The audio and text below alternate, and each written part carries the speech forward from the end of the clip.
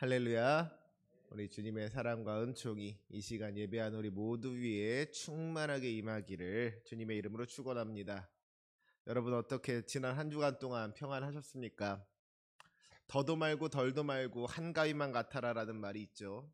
오곡백과 풍성하게 익어가는 좋은 계절에 가족들과 함께 즐겁고 행복한 추석 명절 되셨기를 바랍니다. 저는 이번 명절에 대구에 다녀왔어요. 저희 외할머니 외할아버지께서 대구에 계시거든요. 두 분의 연세가 이제 94세로 연로하셔서 어쩌면 이제 주어진 삶이 많지 않을 수도 있다는 생각을 하다 보니까 이게 자주 찾아뵙고는 싶은데 대구라는 곳이 멀어서 거리가 멀다는 핑계로 이제 자주 찾아뵙지 못하는 것이 항상 마음에 걸렸었는데 이번에는 그래도 연휴가 좀 길고 하다 보니까 찾아뵐 수 있어서 얼마나 감사했는지 모릅니다. 아마 여러분들도 오랜만에 부모님들도 만나고 가족들, 형제들, 친척들도 만나면서 행복한 시간 보내셨을 줄로 믿습니다.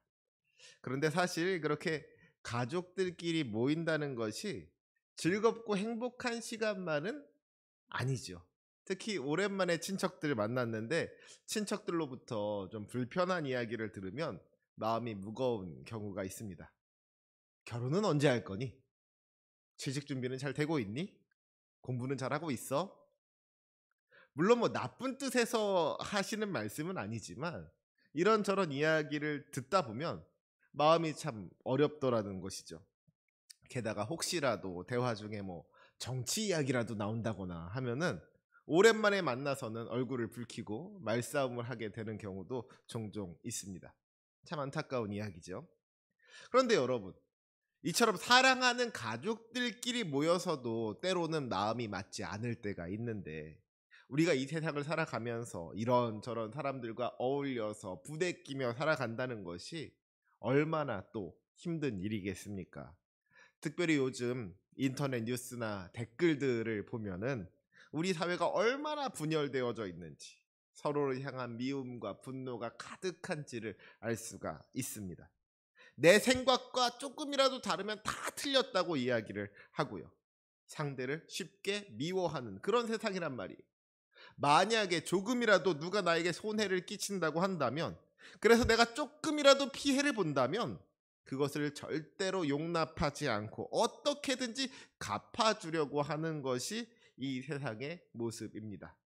당하고 살면 바보가 되는 세상이고요. 당한 것을 몇 배로 갚아주는 것을 사이다라고, 통쾌하다고, 속 시원하다고 이야기하는 그런 세상이란 말이에요. 눈에는 눈, 이에는 이, 그것이 세상의 방식이더라는 것입니다. 그런데 오늘 말씀은 우리 믿는 사람들은, 우리 그리스도인들은 그런 세상의 방식으로 살지 말아야 한다고, 세상의 것과는 완전히 다른 방식으로 살아야 한다고 강력하게 말씀하고 있습니다. 상처를 받았다고 해서 그것을 그대로 갚아주는 것이 아니라 오히려 용서해주고 심지어는 복을 빌어주는 사람이 되어야 한다는 거예요. 그것이 주님께서 우리에게 원하시는 모습이고, 또 우리가 그러한 삶을 살아갈 때에 주님께서 예비하신 복을 받을 수가 있다는 것입니다. 바라기는 오늘의 말씀을 통하여서 우리가 하나님의 자녀로서 하나님의 자녀답게 살아간다는 것은 무엇인지, 그리고 어떻게 해야 주님께서 예비하신 그 풍성한 복을 받아 누릴 수가 있는지 함께 생각하며 은혜를 나눌 수 있기를 소망합니다. 먼저 우리 본문 8절 말씀 같이 한번 읽어보도록 하겠습니다. 우리 8절 말씀 함께 읽습니다. 시작. 마지막으로 말하노니 너희가 다 마음을 같이하여 동정하며 형제를 사랑하며 불쌍히 여기며 겸손하며. 오늘 말씀의 첫 구절이 어떻게 시작합니까? 마지막으로 말하노니 그랬어요. 여기서는 강조의 의미가 담겨져 있는 것이죠. 지금까지 베드로는 우리가 예수 그리스도의 은혜로 말미암아 구원받은 사람으로서 어떻게 살아야 하는지를 여러 가지로 권면했습니다.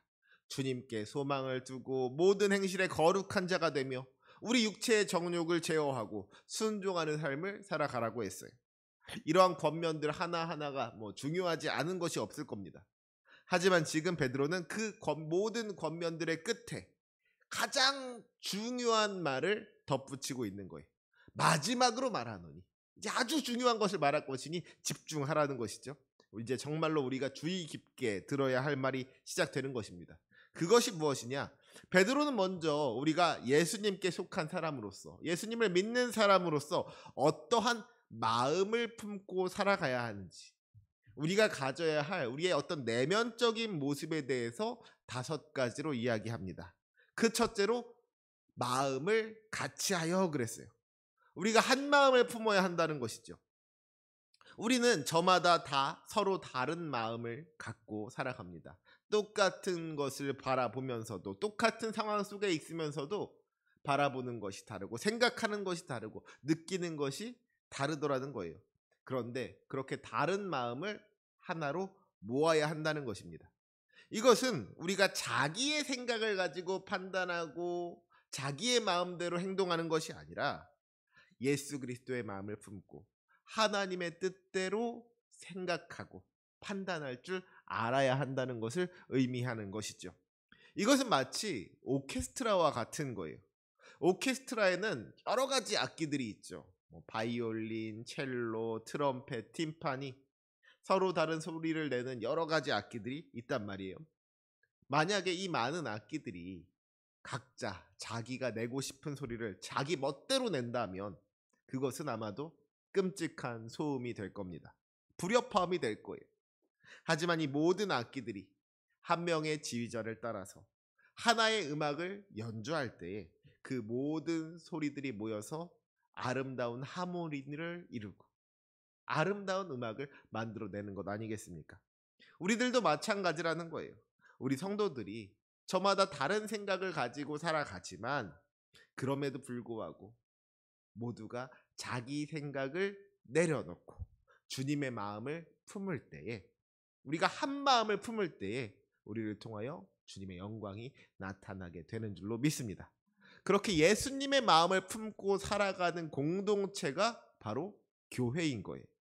빌립보서 2장 2절 말씀을 보면 사도 바울도 마음을 같이하여 같은 사랑을 가지고 뜻을 합하여 한 마음을 품으라고 권면하고 있습니다. 바라기는 우리 교회가 바로 이렇게 주님 안에서 한 마음을 품는 공동체가 될 수 있기를 간절히 소망합니다. 두 번째로 동정하며 그랬어요. 여기서 동정하다라는 말은 헬라어로 쉼파테스인데요. 이것은 함께라는 뜻을 가지고 있는 쉼과 고난을 겪다라는 뜻을 가진 파데스가 합쳐진 말입니다.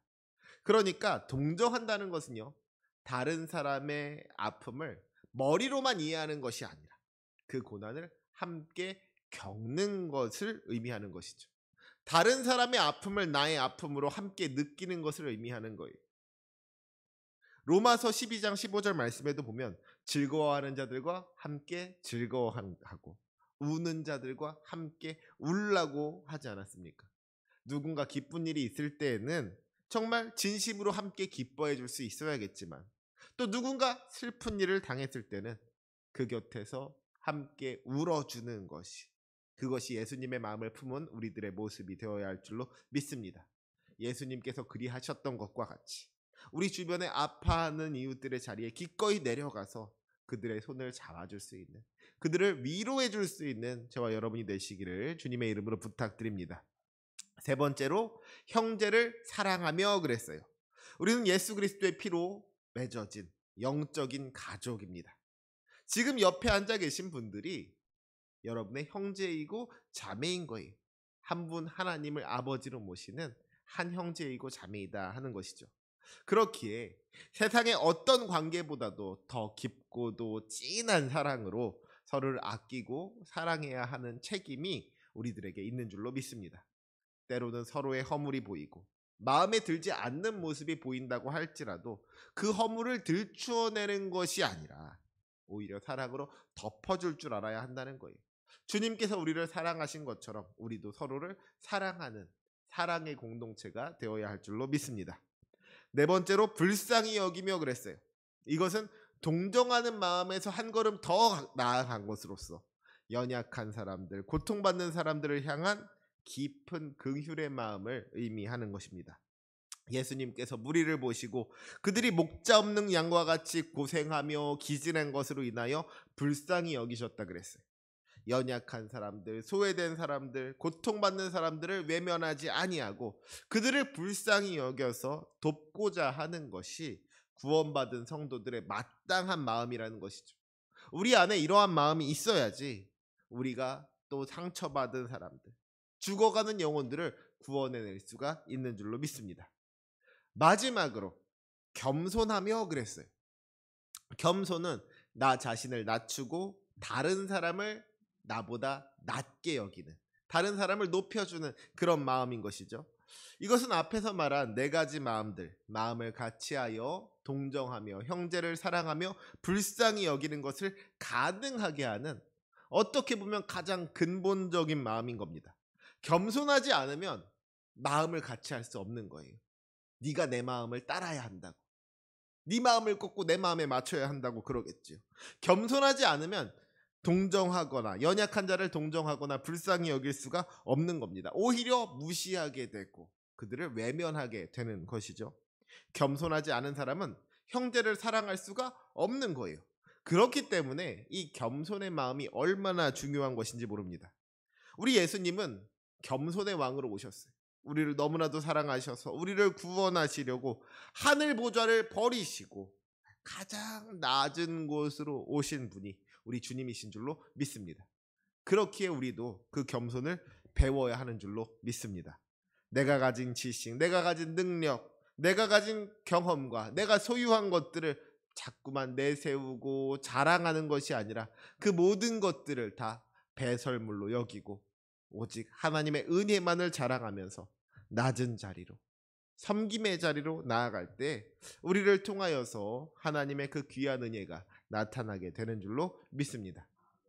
사랑하는 우리 성도 여러분, 이 5가지의 마음이 우리 가운데 충만할 때 비로소 우리는 세상과 다른 삶을 살아갈 힘을 얻게 된다는 것이죠. 하지만 이것은 우리의 노력만으로 되는 것은 아닙니다. 우리가 겸손해야지 하면 겸손해질까요? 사랑해야지 하면 사랑하는 마음을 품게 될까요? 그렇지가 않더라는 거예요. 우리 마음의 변화는 성령님께서 역사하실 때에 비로소 이루어지는 줄로 믿습니다.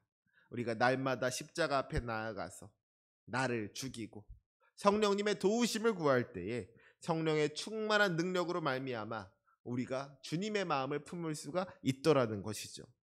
바라기는 이 시간 예배하는 우리 모두가 주님을 믿고 의지하며 주님께로 나아갈 수 있기를 소망합니다. 주님께서 우리와 함께하여 주시고 주님께서 우리에게 주님의 마음을 허락하여 주심으로 말미암아 우리가 주님의 마음을 품고 주님 뜻대로 살아갈 수 있기를 주님의 이름으로 축복합니다.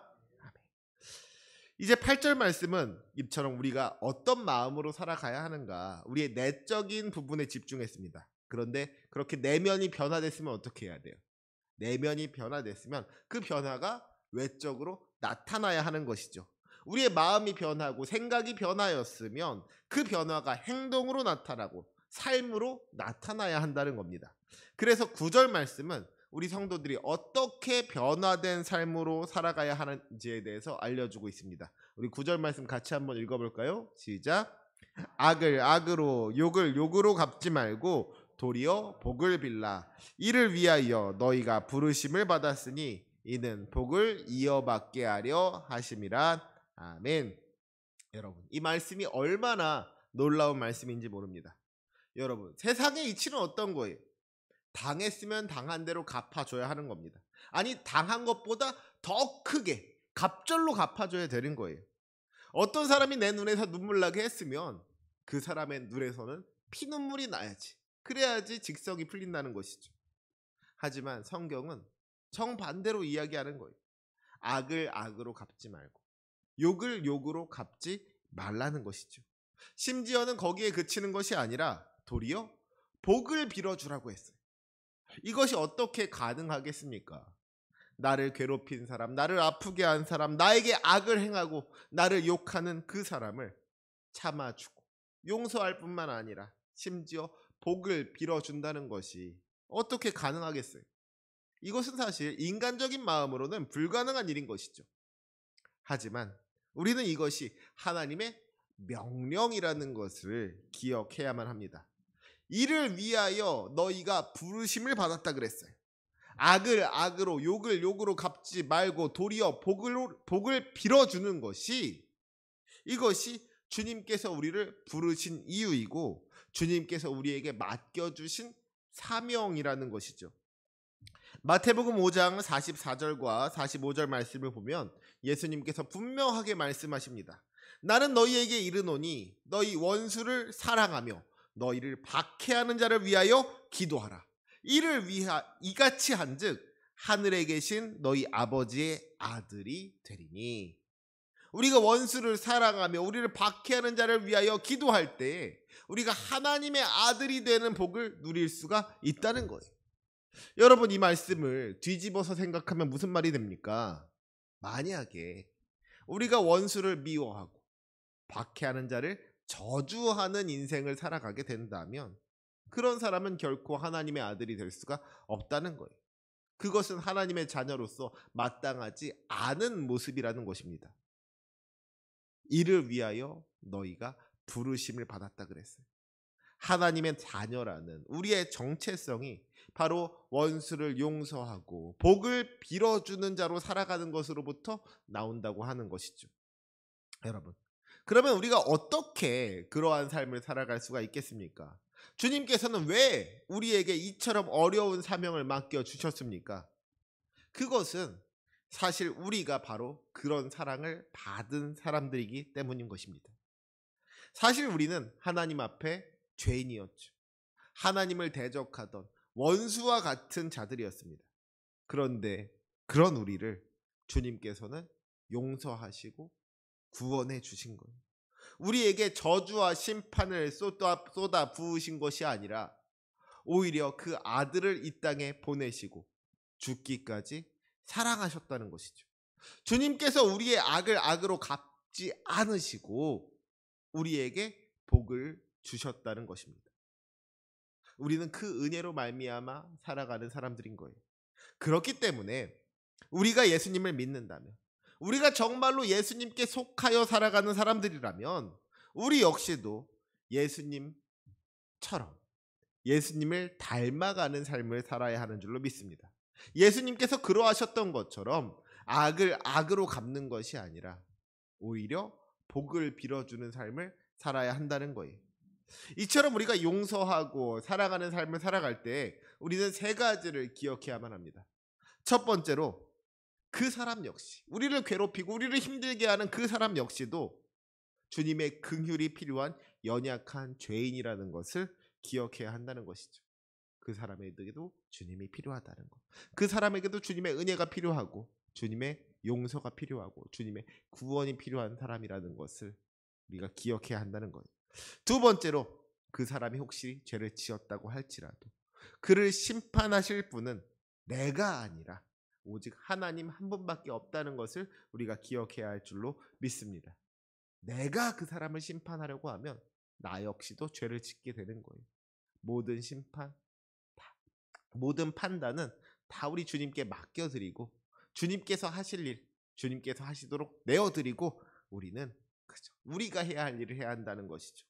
세 번째로, 우리가 그렇게 우리를 괴롭힌 사람들, 우리에게 악을 행하고 우리를 욕한 사람들을 용서하고 그를 위하여 복을 빌어줄 때 그 놀라운 복이 결국에는 나에게로 돌아온다는 그 놀라운 하나님의 약속을 믿어야 하는 줄로 믿습니다. 9절 말씀 하반절에도 보니까 뭐라고 했어요? 이는 복을 이어받게 하려 하심이라. 우리가 원수를 위해서 복을 빌어주는 삶을 살아갈 때 하나님께서는 그것을 보시고 우리에게 하늘의 복을 허락해 주시겠다고 말씀해 주고 계신 거예요. 그러니까 우리가 용서한다는 것은 용서받는 사람을 위한 것이기도 하지만 또 한편으로는 용서하는 우리들에게도 복이 되는 일인 줄로 믿습니다. 그렇다면 어떻게 하는 것이 구체적으로 그런 복을 이어받는 삶이냐?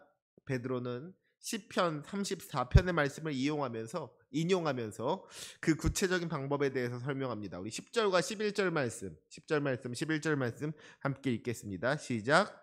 그러므로 생명을 사랑하고 좋은 날 보기를 원하는 자는 혀를 금하여 악한 말을 그치며 그 입술로 거짓을 말하지 말고 악에서 떠나 선을 행하고 화평을 구하며 그것을 따르라. 아멘. 정말로 우리가 생명이 넘치는 삶, 하나님께서 주시는 좋은 날 보기를 원하는 사람은 세 가지를 지켜야 한다 그랬어요. 첫 번째는 언어 생활의 성결입니다. 혀를 금하여 악한 말을 그치며 그 입술로 거짓을 말하지 말고 그랬습니다. 야고보서 3장 말씀에도 보면은요, 혀는 우리 몸의 작은 지체이지만 이 혀가 온 몸을 더럽히고 인생을 불사르는 무서운 불과 같다고 했습니다. 우리 입에서 나오는 말이 얼마나 중요한지 몰라요. 다른 사람을 비방하고 험담하고 거짓으로 모함하는 말은 공동체를 무너뜨리는 사탄의 도구라는 것이죠. 반면에 다른 사람을 격려하고 칭찬하고 축복하고 세워주는 그런 말들, 진실하고 정직한 말은 생명을 살리는 하나님의 도구가 되는 줄로 믿습니다. 그래서 우리가 정말로 복을 받기를 원한다면, 복을 이어받는 삶을 살기를 원한다면 우리의 삶을 먼저 우리의 입술을 지키는 것으로부터 시작해야 하는 줄로 믿습니다. 두 번째로는 삶의 방향을 바꾸어야 한다는 거예요. 악에서 떠나서 선을 행하라고 했습니다. 이것은 소극적인 차원과 적극적인 차원을 모두 포함하는 것이죠. 먼저는 악에서 떠나야 하는 거예요. 죄가 되는 생각, 죄가 되는 습관, 죄가 되는 장소로부터 우리가 돌아서야 한다는 것입니다. 죄를 짓지 말아야 한다는 거예요. 하지만 거기서 멈춰서는 안 되는 것이죠. 죄를 짓지 않는 것을 넘어서 선을 행해야 하는 겁니다. 주님께서 기뻐하시는 일들, 이웃에게 유익을 주는 일들을 우리가 적극적으로 찾아서 행해야 한다는 거예요. 사랑은 가만히 있는 것이 아니라 적극적으로 선을 행하는 구체적인 행동으로 나타나는 것이죠. 죄짓지 않는 것으로 멈추는 것이 아니라 선을 행하는 그 놀라운 사랑의 실천이 우리의 삶을 통하여서 나타나야 하는 줄로 믿습니다. 마지막으로 화평을 구하며 그것을 따르라 그랬습니다. 구하며 따르라. 화평이라는 것이 우리가 가만히 앉아 있는다고 해서 오지 않는다는 거예요. 우리가 가만히 앉아서 아무것도 하지 않으면서 화평이 이루어지기를 기다리는 것이 아니라 화평이 이루어지도록 화평을 구하고 그것을 따르라는 것이 우리 주님의 명령인 줄로 믿습니다. 평화를 위한 적극적인 행동이 있어야 한다는 거예요. 때로는 자존심이 상하더라도 먼저 가서 손 내밀어 줄 줄 알아야 한다는 것이죠. 때로는 저 사람이 틀렸고 내가 맞는 것 같더라도 내가 먼저 양보할 줄도 알아야 한다는 거예요. 그렇게 자존심을 내려놓고 먼저 손 내밀어 주면서 평화를 이루는 삶을 살아갈 때 주님께서 복 주실 줄로 믿습니다. 마태복음 5장 9절 말씀에도 보니까요, 예수님께서 말씀하시기를 화평하게 하는 자는 복이 있나니 그들이 하나님의 아들이라 일컬음을 받을 것이미요 하고 말씀하셨습니다. 우리 안에 혹시라도 깨어진 관계가 있다면 먼저 다가서서 용서를 구하고 갈등이 있는 곳에 평화를 만들어내는 그런 피스메이커의 삶을 살아가야 할 줄로 믿습니다. 그리고 이렇게 우리가 우리의 입술을 다스리고 악을 떠나서 선을 행하며 평화를 만들어가는 삶을 살아갈 때 주님께서 주시는 놀라운 은혜가 임하게 되는 줄로 믿습니다. 어떤 은혜, 어떤 복을 누리게 되느냐, 우리 마지막 12절 말씀도 같이 함께 읽겠습니다. 시작. 주의 눈은 의인을 향하시고 그의 귀는 의인의 간구에 귀 기울이시되 주의 얼굴은 악행하는 자들을 대하시느니라 하였느니라. 아멘. 이것이 얼마나 놀라운 은혜의 말씀이고 축복의 말씀인지 모릅니다.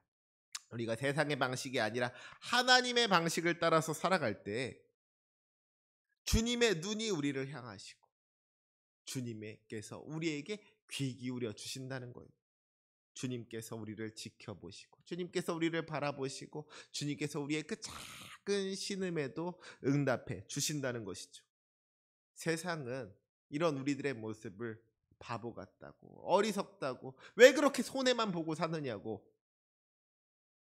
조롱하고 무시할지 모르겠지만, 비웃을지 모르겠지만 전능하신 하나님께서는 그런 우리들의 모습을 지켜보시고 잘했다고 칭찬해 주실 줄로 믿습니다. 우리의 기도를 들어주시고 응답하여 주실 줄로 믿습니다. 주님께서 우리와 함께 하시고 우리의 기도를 들어주신다는 것, 이것만큼 놀라운 은혜이고 축복이 어디에 있겠습니까? 이것이야말로 우리 성도들이 누릴 수 있는 가장 큰 복이고 우리 성도들의 능력이요 힘이 되는 줄로 믿습니다. 주님의 얼굴이 악해가는 자들을 대하신다 하는 것은 무슨 뜻이겠어요? 주님께서 우리의 그 모든 희생, 그 모든 헌신을 지켜보시는 것과 마찬가지로 주님께서 그 모든 악한 자들의 악행 또한 지켜보신다는 거예요. 결국 주님께서 그들의 그 모든 죄를 심판하신다는 것이죠. 우리 주님은 참으로 모든 것을 보시고 모든 것을 판단하시고 심판하시는 공의의 하나님이신 줄로 믿습니다. 주님께서 그 공의를 이루어 주실 것을 믿으면서 주님께서 모든 어긋난 것들을 바로 잡아 주실 것을 기대하면서 우리는 그저 묵묵히 용서하며 사랑하는 삶을 살아가야 할 줄로 믿습니다. 마지막으로 한 가지 이야기를 소개하면서 말씀을 마무리하려고 합니다.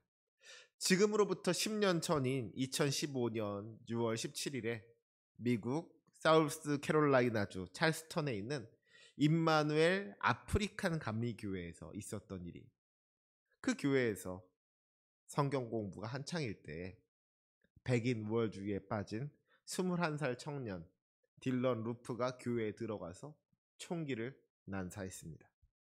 이 끔찍한 범죄로 말미암아서 담임 목사님을 포함해서 9명의 흑인 성도들이 목숨을 잃게 되었어요. 이 끔찍한 범죄로 인해서 사람들은 분노와 슬픔에 휩싸였습니다. 많은 사람들이 그 범인을 향하여서 증오와 저주를 퍼부었어요. 하지만 이 사건의 재판이 시작되었을 때 놀라운 일이 일어났습니다. 그 희생자의 유가족들이 너무나도 큰 슬픔과 분노 속에서도 범인을 향한 용서의 메시지를 전했던 것이죠. 희생자 중에 한 명이었던 에델 랜스 할머니의 딸 나단 콜리어는 울먹이면서 말했습니다. 당신은 저에게서 가장 소중한 것을 앗아갔습니다. 하지만 저는 당신을 용서합니다. 제게는 증오를 담아둘 자리가 없습니다. 모두에게 죄를 사해 주신 하나님의 말씀을 따를 뿐입니다. 또 다른 희생자의 딸도 이렇게 말했습니다. 우리는 당신의 영혼에 증오의 씨앗을 심는 것을 허락하지 않을 것입니다. 당신의 영혼에도 주님의 자비가 깃들기를 기도합니다. 아무 죄도 없는 피해자, 그 피해자의 가족들이, 증오 범죄의 가장 큰 피해자들이 어쩌면 그 슬픔이 채 가시기도 전에 가해자를 향하여서 용서의 말을, 화해의 말을 선포한 거예요. 오히려 그를 위하여 기도하겠다고 이야기한 겁니다. 유가족들의 이 용서의 선포는 당시 분노로 들끓던 이 사회가 더 큰 갈등이 아니라 치유와 화합으로 나아갈 수 있게 하였습니다. 만약에 그곳에서 그 유가족들이 그 원수를 저주하고 증오와 맞는 말을 했더라면 아마도 많은 사람들이 그 증오에 휩쓸리게 되었을 거예요. 하지만 그들이 먼저 아프지만 슬프지만 그럼에도 불구하고 용서의 말을 전하였을 때, 우리 주 예수 그리스도의 사랑의 말씀을 선포하였을 때 그를 통하여 회복의 역사가 나타날 수 있게 되었다는 것이죠. 사랑하는 우리 성도 여러분, 우리는 이 땅 가운데 세상의 빛과 소금으로 부름받은 사람들인 줄로 믿습니다.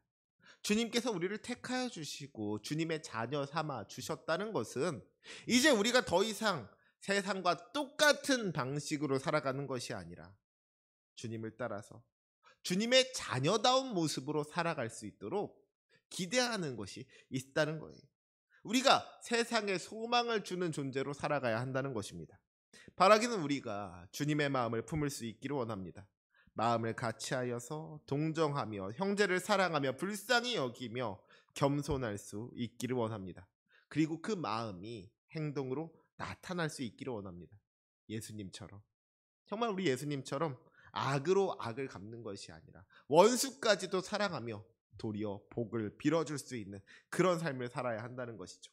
이것이 바로 우리가 부름받은 이유이며 우리가 그러한 삶을 살아갈 때에 주님께서 허락하여 주시는 놀라운 은혜의 그 크신 복을 누리게 될 줄로 믿습니다. 이제 한 주간 동안 살아가면서 여러분의 마음을 어렵게 하는 사람, 여러분을 힘들게 하는 사람, 여러분에게 상처를 준 사람을 한번 떠올려 보시기 바랍니다.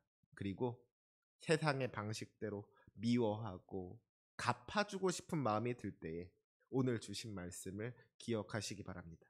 악을 악으로 갚지 말고 도리어 복을 빌라. 우리가 그 사람을 용서하고 그 사람을 위하여 기도할 때 미움으로 가득 찼던 내 마음에 하나님의 평강이 임하게 되고 그를 용서할 수 있는 힘을 얻게 될 줄로 믿습니다. 그리고 무엇보다 우리가 그렇게 용서하고 사랑하는 마음으로 나아갈 때 주님께서 우리와 함께하여 주셔서 주님의 눈이 우리를 지켜보시고 주님의 귀가 우리를 향하여 기울이시는 그 놀라운 은혜를 경험하게 될 줄로 믿습니다. 저와 여러분 모두가 이 험한 세상 속에서도 이 악한 세상 속에서도 물들지 아니하고 오히려 복을 빌어주는 사람, 세상을 변화시키며 나아가는 주님의 자녀들 될 수 있도록 그리하여 주님께서 우리를 위하여 예비하신 그 놀라운 은혜와 복을 누리며 살아갈 수 있기를 주님의 이름으로 간절히 축원합니다. 아멘. 기도하시겠습니다.